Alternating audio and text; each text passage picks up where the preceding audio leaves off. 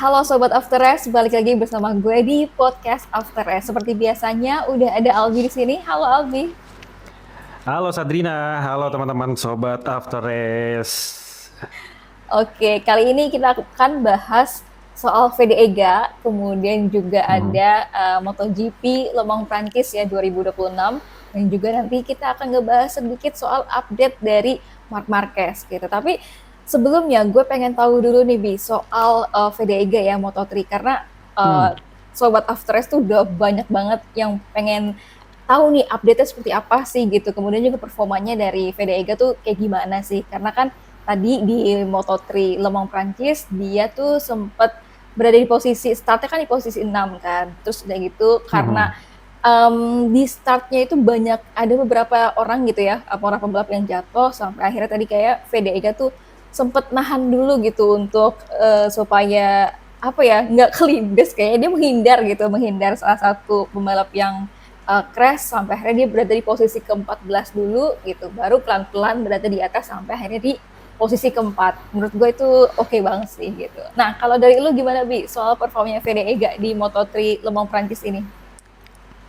Yes, nggak jauh beda sama yang udah lo sampaikan tadi bahwa apa yang sudah dicapai sama Vega di Le Mans GP Prancis ini udah menjadi sesuatu yang luar biasa gitu ya. Karena posisi 4 bagi pembalap rookies ini udah menjadi suatu capaian yang luar biasa. Apalagi situasinya tuh benar-benar sulit. Kalau misalnya kita dilihat kan di Moto3 Le Mans itu awalnya adalah wet race kan status balapannya. Sehingga ini akan membuat para pembalap harus ekstra hati-hati gitu. Selain nge-push motornya juga dengan baik, juga harus jaga-jaga supaya nggak crash. Dan tadi juga kita lihat banyak banget crash terjadi kan dari awal start sampai ke menjelang lap-lap terakhir tuh masih ada beberapa pembalap-pembalap dari Moto3 yang mengalami kecelakaan gitu. Nah, pada saat start sendiri tuh salah satunya ada Brian Uriarte, Drin, yang menjadi tanda kutip kompetitor utamanya Vega waktu di Red Bull Rookies Cup tahun lalu gitu.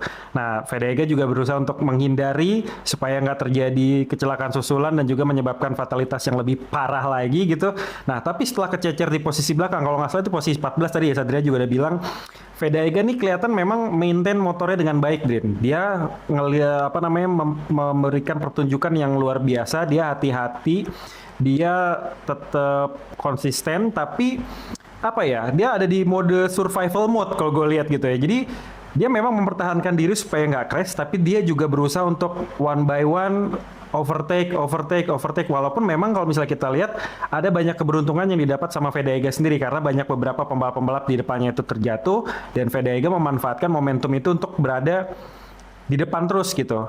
Nah dia tuh tadi sempat juga kan buat ngejar apa namanya pembalap di apa di depannya ya ada Marco Bertele di mana karena udah jauh banget gitu sehingga Vega jadi apa ya? Jadi yang penting gue ada di posisi aman saat ini bisa finish keempat dan ini tidak bikin dia tercecer lebih jauh ke belakang dan juga nggak mengulangi kesalahan dia pada saat di Amerika lalu ya ini udah capaian yang bagus banget gitu dia kalau dari gua lihat tadi ya dari cara Vega balap itu dia nggak gegabah decision makingnya juga tepat nggak mengulangi kesalahan-kesalahan yang dia pernah alami di GP Amerika kemarin, terus juga manajemen dirinya tuh baik juga gitu. Dia nggak kesusu gitu ya. Kayaknya ini udah ada pemantapan dari dirinya dia sendiri pada saat kita lihat menyiapkan balapan menjelang Jerez kemarin gitu. Kan kita udah pernah bahas juga Adrian bahwa dia latihan di dua sirkuit berbeda, terus juga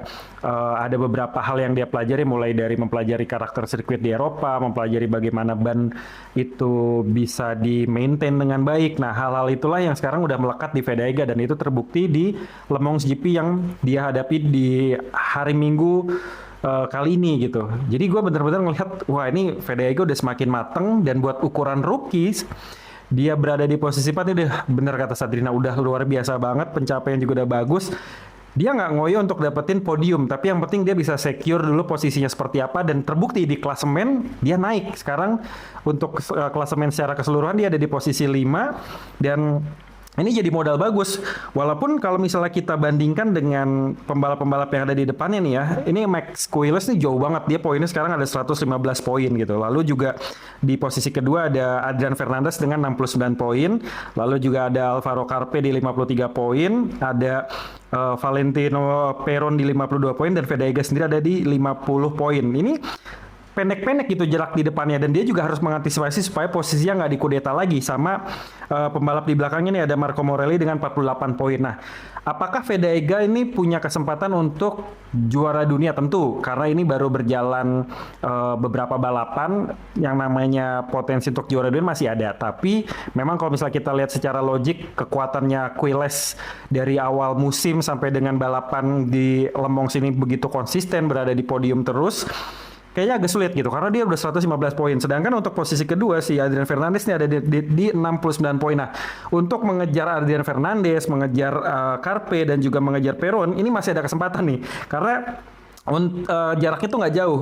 Kayak misalnya Vega ke Peron tuh jaraknya cuma 2 poin. Vega ke Carpe juga cuma 3 poin. Terus jarak ke Fernandez ini ada sekitar 19 poin. Jadi kalau beberapa pembalap ini berhasil di overtake sama Vega di beberapa balapan ke depan, ataukah mereka juga mengalami insiden dan juga crash tapi Vega-nya secure, jadi gue jamin Vega buat mencapai posisi 3 besar di akhir kejuaraan masih sangat memungkinkan, Drin. Masih sangat-sangat memungkinkan. Dan kalau misalnya ada pertanyaan, apakah Vega ini bisa jadi Rookie of the Year?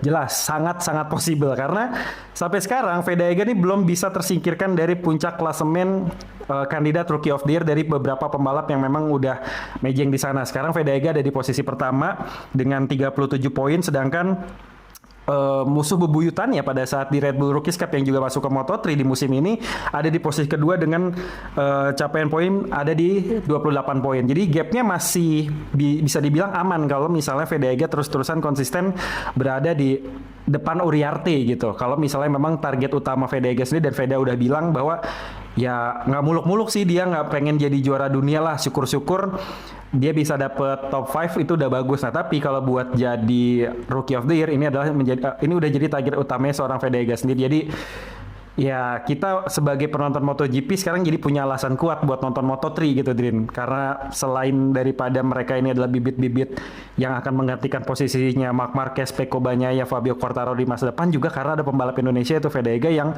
perlu dukungan kita, dan pastinya kita berharap dia bisa memberikan yang terbaik bagi negara kita dengan ajang balap internasional ini. Gitu sih, Drin, kalau dari pandangan gue. Iya, betul banget. Karena apa ya, jarang ya baru kali ini kayaknya ada pembalap Indonesia gitu ya yang benar-benar berada di top 5 dan ini konsisten gitu. Kalau kita lihat waktu kemarin kan perolehan capaiannya kan yang paling apes gitu ya di waktu kemarin di Texas Austin kan di Amerika gitu. Tapi sejauh ini kompetitif gitu ya untuk Vega. Nah, kalau tadi itu berarti Vega klasemen sementaranya ya di Moto3 ya, itu berarti di posisi kelima ya, dengan raihan poinnya 50 ya, Bi, ya, betul ya? Betul. Oke. Nah, ada lagi nggak yang mau ditambahin soal Vega nih? Kayaknya kita lihat ya nanti di Catalan GP ataupun di Catalunya. Kalau dari lo menurut minggu depan 15 Mei menurut lo gimana? Apakah kan Vega juga sering ya di sirkuit ini gitu? Kalau menurut lo gimana?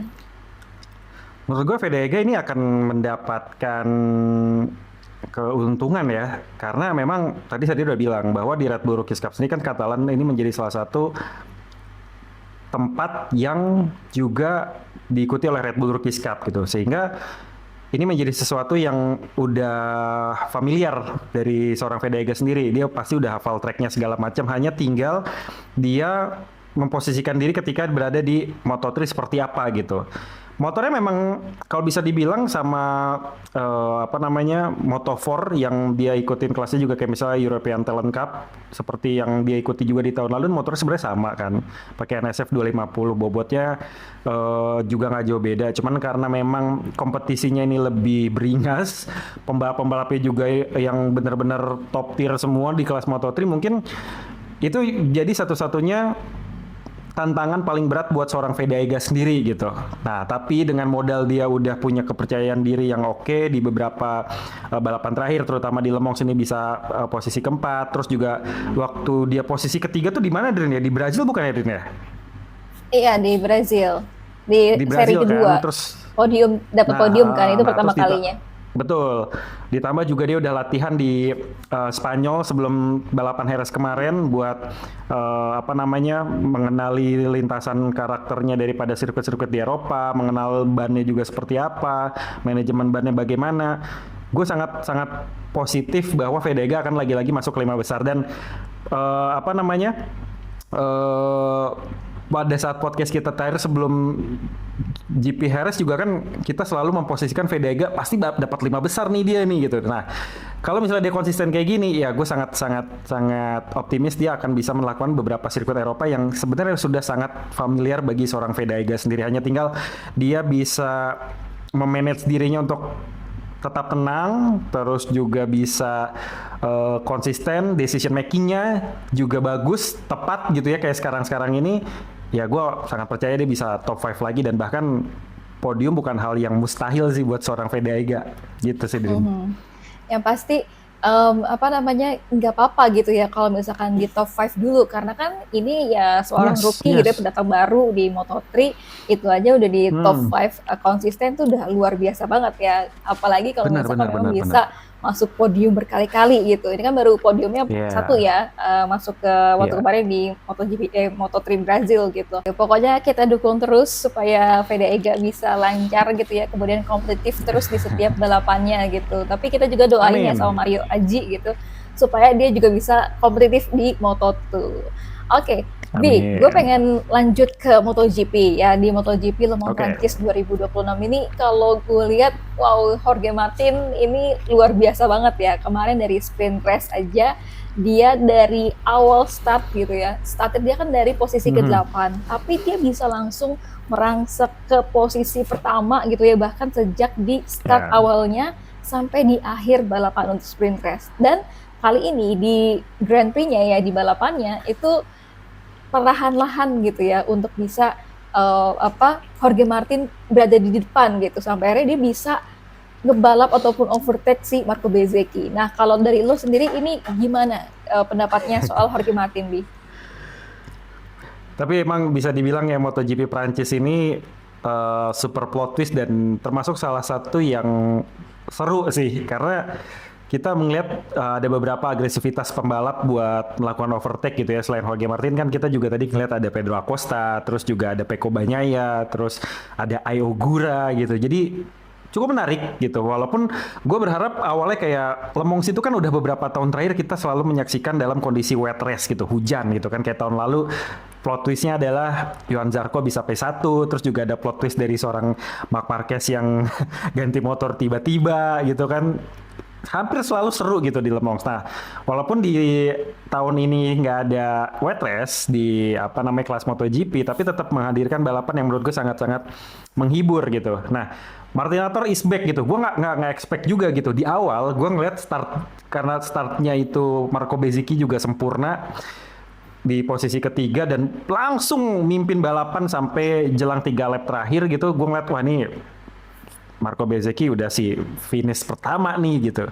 Ditambah juga Pecco kayaknya mulai nemuin ritmenya dia lagi gitu. Karena pada saat kemarin di Q1, Q2, pada saat di Q1-nya kita lihat Marc Marquez mencatat ATLR ya kan ATLR terbaru di Le Mans dengan catatan 1 menit 29 detik, 28 itu Pecco ikut senyum karena artinya GP26 yang dipakai sudah ada improvement gitu dan Pecco juga gue ngeliat gaya balapnya udah mulai kayak bisa agresif gitu. Nah tapi pada saat dia udah mencapai posisi kedua dia melakukan kesalahan gitu. Kalau gue ngeliat sih ini Adrian ada keausan dari bannya si Pecco sendiri gitu karena pada saat sebelum jatuh itu gue udah ngeliat kayak kan kameranya agak nyorot bagian belakang motornya Peko gitu, ada ban kelihatan udah kerompal segala macam, tapi itu ban belakang gitu. Tiba-tiba dia low side, dan ya gue menilai itu karena faktor ban dan juga kesalahan daripada Peko yang tidak bisa memanage ban dengan baik gitu. Nah, momentum itu dimanfaatin oleh pembalap-pembalap yang lain yang ada di belakangnya, mulai dari ada Pedro Acosta, terus juga ada Jorge Martin yang tiba-tiba nyusul beberapa pembalap di depannya. Jadi GP Prancis ini cukup menghibur gitu. Nah, balik lagi ke Jorge Martin, gue gak menyangka bahwa Martin akan menyapu bersih seluruh balapan yang ada di Prancis kali ini, mulai dari sprint race kemarin start dari posisi 8, dan di main race ini kan dia posisi ke-7 gitu kan startnya, karena Marquez harus diterbangkan ke Spanyol buat operasi, sehingga pembalap nomor 2 itu sampai seterusnya dapat bonus 1 grid lebih maju lah, intinya kayak gitu. Nah, Martin tuh gimana ya? Dia perlahan namun pasti gitu, Drin. Dengan kondisinya dia udah bisa dibilang fit dari cederanya dia, kan tahun lalu dia cedera parah segala macem, terus juga sesumbar bahwa bilang Aprilia belum kompetitif segala macem. Ini bisa dia buktikan lewat balapan di Le Mans sini gitu ya, mulai dari sprint race sampai main race hari ini. Terus juga gue ngelihat Martin nggak merasakan lagi yang namanya kesakitan di tubuhnya. Kalau misalnya kita bandingin cara bawanya Jorge Martin sama Marco Bezzecchi pada saat dia melakukan shadowing gitu di belakang, terus juga pada akhirnya bisa overtake, ini kelihatan beda banget. Marco Bezzecchi itu kelihatan dia rapih bawanya gitu kan, tenang, rapi, presisi gitu. Tapi ketika lihat Martin nyusul, dia bisa mengubah manuver motornya itu dengan cepat dan seagresif mungkin gitu. Gua khawatir dia bakal jatuh sebenarnya, terus nyenggol Marco Bezzecchi gitu. Tapi Martin gitu dengan tubuhnya yang kecil, terus juga mungkin juga dengan masa ototnya juga yang bagus gitu, dia bisa ngubah arah motor tuh dengan cepat. Makanya pada saat di chicane dia nyusul Marco Bezzecchi tuh wah gila, ini keren banget sih, Drin. Kalau lu perhatiin kan ada beberapa kali shootnya di slow motion gitu kan sama MotoGP, itu bisa ngeliat bahwa Martin itu bisa ngubah angle motor dalam waktu yang sangat-sangat singkat. Nah, dia memanfaatkan tubuh kecilnya. Dia juga udah mengenali si RSGP 2026 ini juga dengan baik. Jadi, wow. Tinggal sisa 3 lap, seorang Marco Bezzecchi yang menurut gue udah sangat yakin dia akan bisa finish pertama, tiba-tiba disusul begitu aja gitu. Jadi, apa ya? Ini bakal ada persaingan yang sangat-sangat ketat sih di sisa balapan yang masih panjang ini, khususnya bagi dua Aprilia, baik itu bagi Marco Bezzecchi dan juga Jorge Martin. Dan kalau gue catat juga poinnya selisih cuma 1, Drin. Betul. Marco Bezzecchi 128 poin, sedangkan Jorge Martin 127 poin. Dan iya, anything can be happen di depan sana. Dan gue nggak tahu siapa yang akan mendominasi, apakah Marco Bezzecchi, apakah Jorge Martin, karena dua-duanya pasti akan berambisi tinggi. Marco Bezzecchi pasti berusaha buat jadi juara dunia karena dia udah memperjuangkan di titik ini dengan sangat kuat gitu ya, apalagi pada saat Jorge Martin cedera kemarin, dia yang mengembangkan motor ini bareng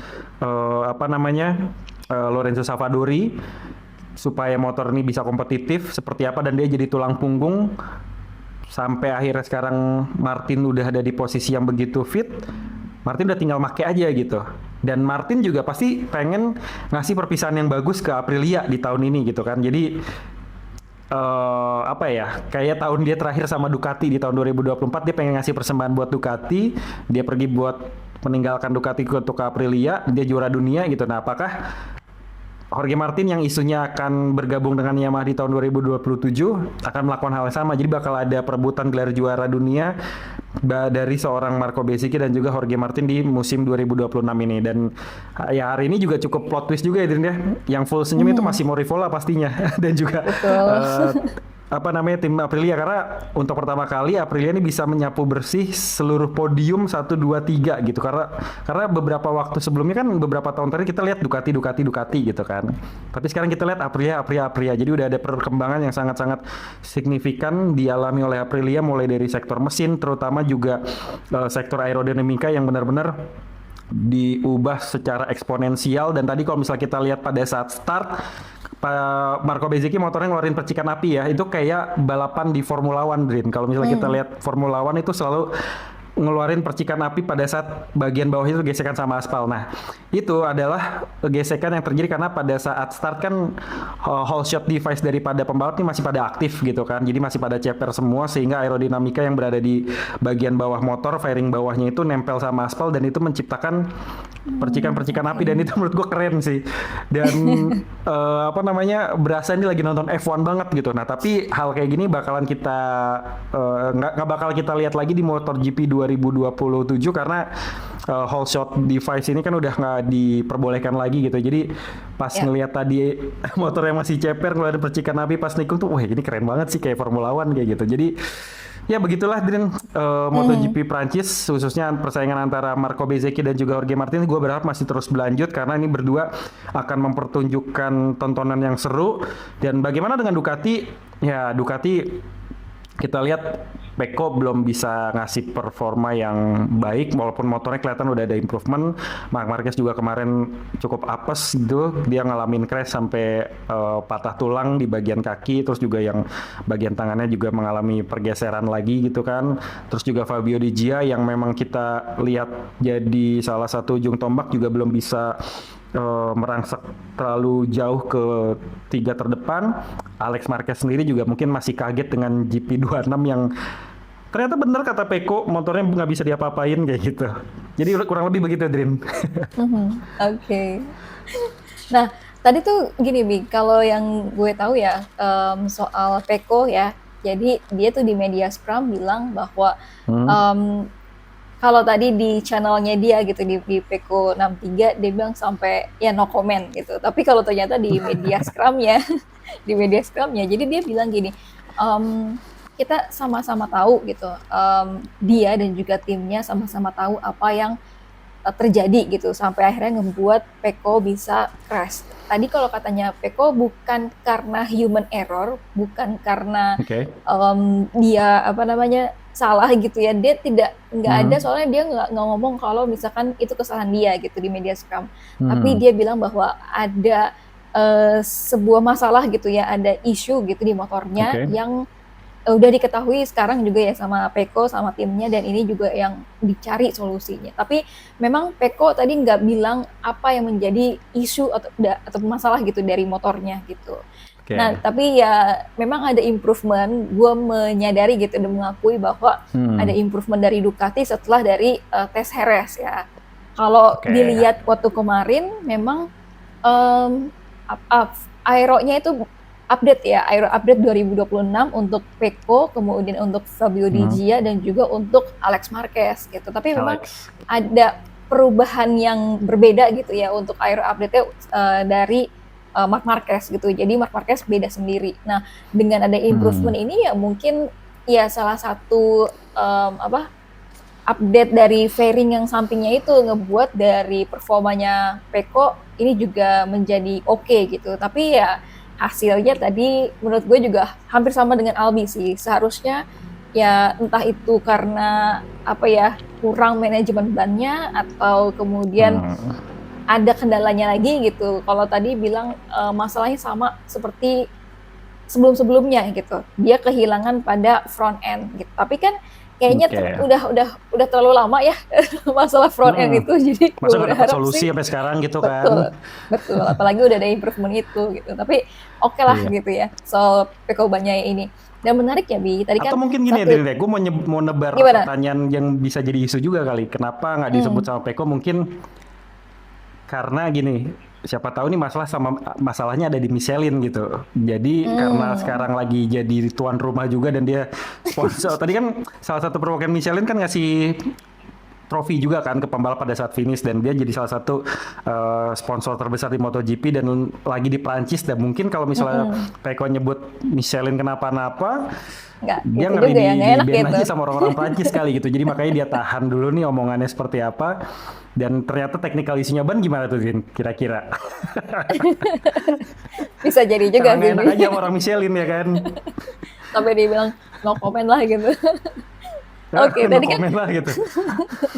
Jadi yang gue menariknya gini, yang nomor 1, 2, 3 ini kan Aprilia semua kan. Terus udah gitu, yang Hmm, ketiga ini adalah Ai Ogura. Jadi ini ya baru pertama kalinya lagi pembalap Jepang bisa berada di podium sejak di tahun setelah 2006 bahkan. 2012. Ya Eh, 2012 apa 2006? iya iya iya. Kalau nggak Iya. salah tadi gue lihat 2006 sih gitu. Oke. Ini jadi apa ya, tadi juga kalau dilihat dari Ai Ogura emang gitu orangnya ya, jadi dia pendiam gitu, tapi terus dia gitu ketika ditanyain pas saat conference dia bilang ya ya nggak ada yang bisa gue ngomongin gitu, gue speechless. Jadi lucu banget sih Ai Ogura ini. Si Oke. cool gitu dia ya, iya iya. Tapi gue cukup Betul. mengagumi sih, maksudnya Hmm. cara bawa Ayo Ogura juga semakin matang ya, dan ditambah juga dia di atas Aprilia yang memang sedang di masa prime-nya gitu. Dia punya Mm-mm. aerodinamika bagus, punya mesin yang juga bagus. Jadi ketika dia melakukan manuver-manuver buat nyusul beberapa pembalap yang ada di depannya juga gayanya mirip-mirip sama Marco Bezzecchi gitu, rapi gitu dan pede aja gitu buat buat overtake, nggak ada keraguan sama sekali. Kayak Fabio Quartararo kan kita ngeliat dia jadi Ya, betul betul jadi apa betul. ya, satu-satunya pembalap yang kelihatan menjaga marwah banyak hal gitu, menjaga marwah warga Prancis Yamaha. karena dia lagi balapan di kandang sendiri, dan juga menjaga marwah Yamaha di saat pembalap Mm-mm. Yamaha lain nggak ada yang masuk 10 besar, dia satu-satunya. Di saat dia berusaha untuk mempertahankan posisi dari motor Jepang lain kayak Honda, ya dia bisa mempertahankan itu walaupun sempat kesusul sama Juan Mir, tapi ya seperti biasa Juan Mir ngasih notifikasi yang paling rutin ya kan, jatuh ya Yamaha akhirnya di depan lagi gitu. Jadi ya tagline semakin di depannya itu bener-bener masih kepake gitu. Jadi ya gue salut juga sih sama Fabio Quartararo bisa mempertahankan Hmm. posisi di posisi ke-6 tadi, finish dengan apa ya, gue ngeliat dengan susah payah sih. Dia harus ngelawan Ducati, dia harus ngelawan Aprilia, harus ngelawan KTM, harus mempertahankan posisi dari Honda. Dia benar-benar superb sih Fabio Quartararo Mhm. sih. Iya, padahal tadi gue juga berharap bahwa Fabio Quartararo, ayo bisa bertahan di posisi kedua gitu. Tapi ya Iya iya gimana ya, iya. motornya kan ya Yamaha V4, Yamaha, ya betul Yamaha V4 ya. Jadi masih Hmm, butuh perbaikan-perbaikan gitu. Apalagi betul. yang di depan tuh cuma Fabio Quartararo gitu, nggak seperti Iya. pabrik-pabrikan lainnya kayak ada Aprilia, ada beberapa gitu kan. Terus udah Hmm, gitu juga ada Ducati gitu, yang memang berbeda lah ya gitu, jauh kalau misalkan iya. kita bandingin sama Aprilia dan juga Ducati gitu. Bi, gue Startnya pengen bagus padahal dia ya, Edrin ya. betul betul betul dari Fabio Quartararo. Padahal ya ya udah, mungkin karena ini juga kali ya, selain dari mesin yang Yamaha V4 butuh perbaikan, kalau terkait dengan bannya gimana Fabio Quartararo? Ya bisa jadi Edrin, karena di awal dia bisa start bagus, dia bisa mempertahankan posisi di top 5 gitu awalnya, tapi kan karena makin makin kesini kan lap by lap ada degradasi ban gitu, dan ya itu Mm-mm. masih jadi technical issue yang paling umum dihadapi sama hampir seluruh pembalap yang ada di kelas MotoGP dengan ban Michelin. Ya permasalahannya di ban itu, degradasi bannya itu cepat, terus juga setiap balapan punya karakter ban yang berbeda-beda. Dan tadi kok gue perhatiin juga Fabio Quartararo jadi satu-satunya pembalap di jajaran terdepan yang pakai kombinasi ban soft and soft gitu, sedangkan pembalap lain kayak Pecco, Marco Bezzecchi, Jorge Martin gue liatin pakai medium soft semua gitu. Nah, Mm. motivasi daripada Fabio Quartararo ini adalah mungkin untuk mengamankan posisi terdepan dulu di lap-lap awal, dan dia bisa defensif gitu. Tapi ya pada kenyataannya upaya dia buat defense kalah oleh degradasi ban yang memang terlalu cepat itu, apalagi untuk bisa menjaga ritme berada di posisi kelima ataupun keenam seperti yang dilakukan sama Quartararo, itu juga udah sangat-sangat sulit, dan udah apa ya, melakukan banyak akselerasi yang semaksimal mungkin yang bikin ban itu mengalami kausan yang juga bisa dibilang luar biasa gitu. Bagus dia nggak jatuh gitu, Drin. Jadi ya apa ya, benar-benar Fabio Quartararo menjaga marwah lah di balapan GP Prancis kali ini gitu loh. Gue juga apa berharapnya ada Johan Zarco gitu, tapi ya Johan Zarco nggak Iya, improve juga gitu di depan. nggak perform ya. Mm-mm. Oke, Bi, ini gue pengen update dulu soal Marc Marquez, karena kan waktu kemarin Marc Oke. Marquez kita sama-sama tahu dia crash yang cukup parah ya, horor banget kalau gue bilang, Hmm. di waktu kemarin di sprint race MotoGP Le Mans Prancis 2026, sampai akhirnya dia tuh ini ya, patah di metatarsal kelima ya, di kaki kanannya. Nah, Hmm, update-nya oke. untuk di hari Minggu ketika para pembalap itu semua lagi balapan. Nah, kalau Marc Marquez ini udah menjalani 2 operasi ya. Jadi 2 operasi ini dan juga alhamdulillahnya berhasil. Dan yang pertama operasinya tentu aja itu operasi dari metatarsal kelima dan juga keempat dari kaki kanannya Marc Marquez. Kemudian juga Mhm. operasi satu lagi itu operasi terkait dengan skrup ya ataupun kayak baut gitu, skrup yang ada di bahunya Marc Marquez. Jadi ternyata Bi, mungkin Albi juga udah tahu ya, ini skrup dari Marc Marquez itu ada yang udah hancur dan juga ada yang bengkok gitu. Tapi Hmm. kenapa dia itu nggak merasa gitu ketika dia apa motocross gitu ya, flat track, kemudian juga ya dalam keseharian biasanya waktu kemarin Marc Marquez tuh bilang ya dia fine fine aja gitu. Tapi ternyata ketika dia berada di posisi motor MotoGP gitu yang memang ternyata nanti Albi mungkin pernah ngendarain motor MotoGP kan ya, jadi tahulah bagaimana posturnya nanti Albi juga bisa cerita. Kalau katanya Marc Marquez, jadi posturnya itu kan lengannya itu harus keangkat gitu ya, lengan keangkat dan juga ada bahunya yang juga keangkat. Nah makanya itu skrupnya ataupun baut yang hancur dan juga bengkok itu yang neken sarafnya Marc Marquez gitu, neken sarafnya Marc Marquez sampai akhirnya itu berpengaruh ke lengan dan juga berpengaruh ke jari-jarinya Marc Marquez. Nah itu Bi, kenapa sampai akhirnya Marc Marquez ini jadi dia bilang ngerasa tuh dia aneh banget gitu kalau ngendarain motor beberapa bulan-bulan ini gitu. Nah kalau Albi bisa ceritain dong gimana sih posisi untuk naik motor MotoGP gitu yang gede gitu emang berpengaruh ya dari bahu ke tangan gitu, Bi? Oke, gue disclaimer dulu Din, gue bukan naik motor MotoGP Din, tapi motor superbike gitu. Tapi semoga aja bisa kesampaian naik replika MotoGP gitu ya.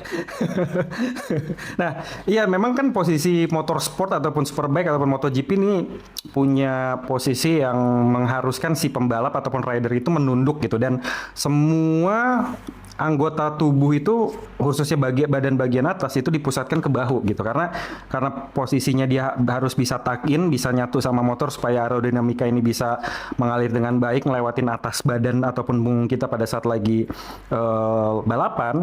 Jadi mau tidak mau posisi badan kita tuh semua disangga di tangan, sepanjang tangan ini sepanjang lengan sampai ke bahu sini. Nah, bahu ini memang paling mendapatkan beban yang paling tinggi gitu. Dia harus nahan posisi badan supaya nggak jatuh gitu, terus juga dia harus menahan gravitasi segala macam sehingga sangat wajar ketika Marc Marquez itu ngerasa kesakitan di bagian tangan gitu. Nah, jangan kan naik motor superbike gitu, naik motor harian pun sebenarnya kita menumpukan banyak beban itu selain ke pinggang juga ke bagian bahu sini gitu, Drin. Jadi wajar ketika Marc Marquez ini ngerasa kesakitan ketika dia apa namanya lagi naik motor gitu. Cuman ajaib ya adalah dia ketika dia merasa kesakitan pun dia masih bisa kompetitif di apa namanya di GP Prancis ini dia bisa dapet ATLR ya kan. Terus juga Ya, dia open bisa mic. dapat starting gate posisi kedua gitu. Jadi menurut gue nih manusia apa bukan gitu ya. Nah, tapi memang Marc Marquez ini ketika kemarin mengalami crash itu wah brutal crash banget benar-benar gue ngeliat ini high set yang nggak jauh beda seperti yang dialami di Mandalika beberapa tahun lalu di tahun Hmm, 2022 ya kalau dua-dua, nggak salah dia betul. ya 22 ya waktu masih di Honda pertama kalinya MotoGP digelar di Mandalika gitu. Nah hampir mirip dan gue ngeri banget dia ketiban sama motor sendiri karena motor itu apa ya jungkir balik sampai beberapa kali dan mendekati posisinya dia dan yang bikin kakinya dia patah itu adalah justru sebelum dia mengalami crash jatuh. Jadi ada beberapa momen pada saat dia lagi nikung itu kan di depan dia ada Juan Mir.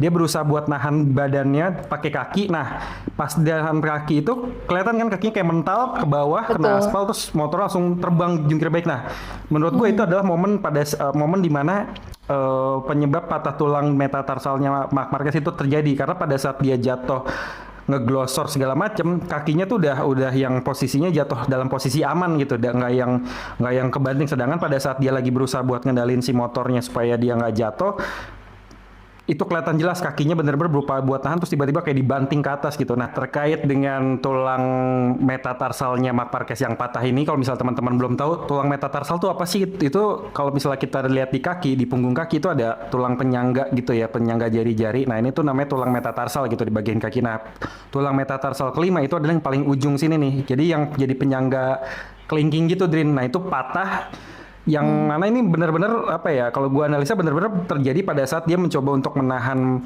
motor supaya nggak jatuh tapi akhirnya dia high side. Nah, momentum patah tulangnya tuh di situ gitu, Drin. Jadi benar-benar parah banget crashnya, dan pada saat dia jungkir balik segala macam dia mendarat di bagian bahunya itu.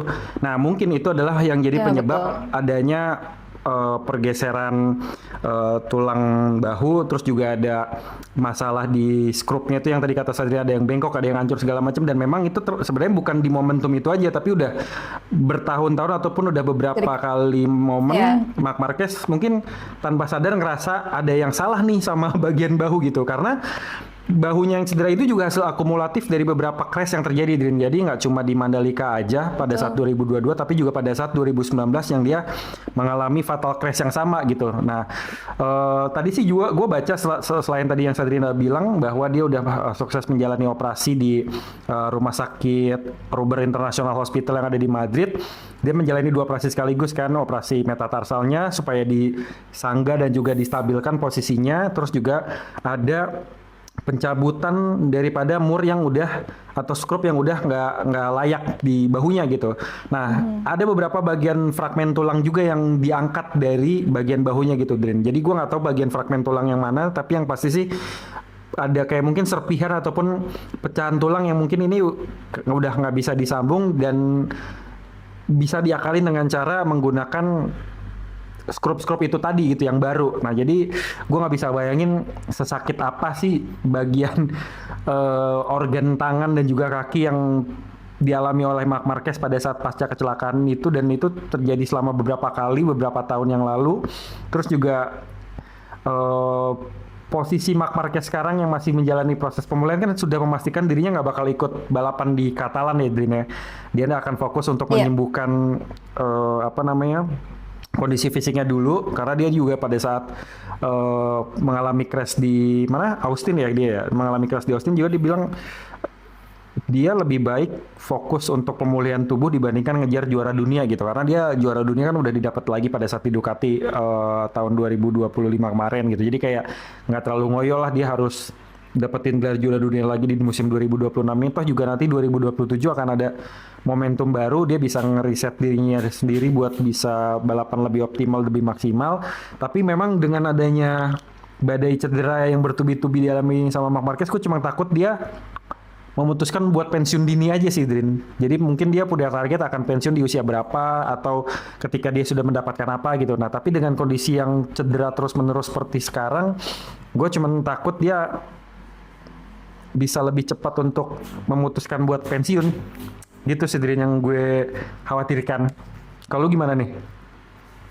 Oke, kalau menurut gue sih ya bisa jadi juga sih, Bi. Karena waktu kemarin Marc Marquez juga udah pernah bilang juga, dia kalau misalkan memang nantinya nggak kompetitif lagi, dia bakal memikirkan untuk pensiun gitu. Tapi kalau misalkan masih bisa kompetitif, ya dia akan geber terus gitu sampai dia bisa meraih gelar juara dunia berikutnya lagi gitu. Nah, Bi, itu kita harapin aja semoga semoga Marc Marquez bisa cepat pulih gitu supaya nanti Amin. kan dia mau recovery dulu nih di MotoGP setelah di MotoGP Catalunya gitu. Terus udah gitu katanya Marc Marquez dia akan melihat dulu kalau misalkan memang bisa apa ya balik lagi ke MotoGP sebelum dari GP Mugello, dia mungkin akan ini ikutan GP Mugello. Tapi kalau misalkan memang masih butuh recovery kayaknya ya kita kita berikan waktu untuk Marc Marquez istirahat dulu gitu, jangan dipaksa seperti yang Hmm. kata Betul, Albi betul, tadi betul. gitu. Oke, Albi, Oke. ada yang mau disampaikan lagi terakhir? Prediksi nggak, Drin, buat Catalan GP, Drin? Oh, prediksinya. Eh, kalau lu siapa dulu deh? Oke, prediksi Catalan GP, gue sebenarnya lupa ya 2025 lalu yang menang di sana tuh siapa aja, tapi dengan kondisi kita ngelihat kompetisi di 2026 aja ya, dan ya gue ngeliat yang bakal menang di Catalan GP kelihatannya Jorge Martin, Drin. Untuk posisi pertama, posisi Oke. keduanya gue jagoin Marco Bezzecchi, posisi tiganya gue jagoin Pecco Bagnaia. Itu gue di Catalan Oh, GP ya, untuk di main race-nya. Kalau di sprint race-nya ya let's see mhm. lah. Kalau gimana? Oke. Kalau gue nggak jauh-jauh beda ya, karena Jorge Martin itu dia juga dari Spanyol juga. Tadi kalau Hmm. Peko dia bilang dia berharap banget di Catalan GP gitu di Catalunya. Sebenarnya kalau misalkan Alex Marquez bisa kompetitif itu Hmm. juga Alex Marquez masuk, tapi kayaknya dengan kondisi motor yang saat ini kayaknya belum Sulit tiga ya, besar sulit, deh ya, sulit, sulit, belum sulit. podium gitu. Makanya ya udah tadi Jorge Martin, Marco Bezzecchi dan juga Peko Bagnaia. Sama sih, Wah, sama kayak sama Albi. kita. Mantap. Oke, terima kasih banyak Albi untuk bincang-bincang kali ini. Nanti kita akan ngobrol bareng lagi di podcast After Race di setelah MotoGP ataupun After Race MotoGP Catalunya ya. Oke, Albi terima kasih banyak untuk bincang-bincangnya kali ini. Bye-bye semuanya. Terima kasih Sadrina. Bye-bye semuanya.